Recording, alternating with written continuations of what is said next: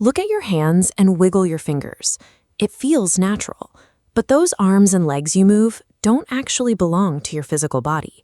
Your flesh, blood, and bone are a biological machine, a highly complex meat suit. On its own, that meat suit is completely numb and incapable of feeling a thing. The sensation of having a body is generated entirely up in your skull. Your brain constructs a highly detailed virtual reality map of your physical form to navigate and interpret the outside world, rather than directly feeling the flesh. This is an anatomical illustration of the human brain viewed from above. If you look right down the middle, along the longitudinal fissure separating the two hemispheres, you will find the specific geographical anchor where this internal map resides. Because this neurological map and your physical flesh are usually perfectly synced, we assume they are the exact same entity. We trust the illusion. To operate your limbs, a brain wears this virtual ghost map, stretching it tightly over your physical frame. This control center is a vertical strip called the motor cortex, holding a representational map of your body, laid out completely upside down. To maintain seamless ownership, this map demands continuous electrical signals, firing rapidly back and forth to your physical flesh. But what happens to this virtual map when a piece of that physical machinery is suddenly and violently destroyed? When that physical link is severed, the brain must reckon with the aftermath, revealing if the map and the territory were ever actually the same.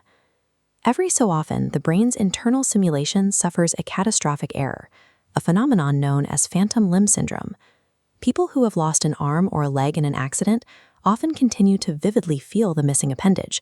Even decades later, amputees can wave a missing hand in the air or scrunch an absent fist in frustration. The cause of this impossible sensation lies right on that motor cortex. The physical limb is gone, but the specific area on the brain's map assigned to control that limb continues to fire signals. This creates a severe physiological misalignment. The active brain map persistently sends electrical instructions out into completely empty space. When the physical body fails, the brain's virtual map is so deeply ingrained that it simply overrides reality. The map outlasts the territory. Consider the case of John, a former athlete who lost his arm in a car crash, yet continued to experience his missing limb as a highly active daily presence. John's phantom hand actively attempted to interact with the physical world, automatically reaching out to grab real objects placed in front of him. To test the limits of this illusion, a researcher set up a simple experiment. They placed a physical coffee cup directly into the empty space where John reported his phantom hand was firmly gripping. Then, without warning, the researchers suddenly yanked the physical cup away from the empty air. John instantly yelped in agonizing pain. He told the researcher to stop, reporting an intense, tearing sensation, despite having absolutely no physical hand to injure.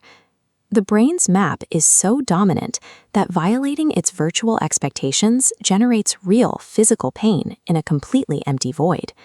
Phantom limb syndrome is the empirical evidence that exposes the physical illusion we experience every day. It demonstrates that your internal body image is an entirely separate entity from the physical flesh you walk around in. The ability to feel agonizing pain in a patch of thin air confirms that your neurological map operates completely independently of your physical territory. So look down at your hands one more time. You might feel like you are firmly in control of them, but your sense of self isn't rooted in your flesh.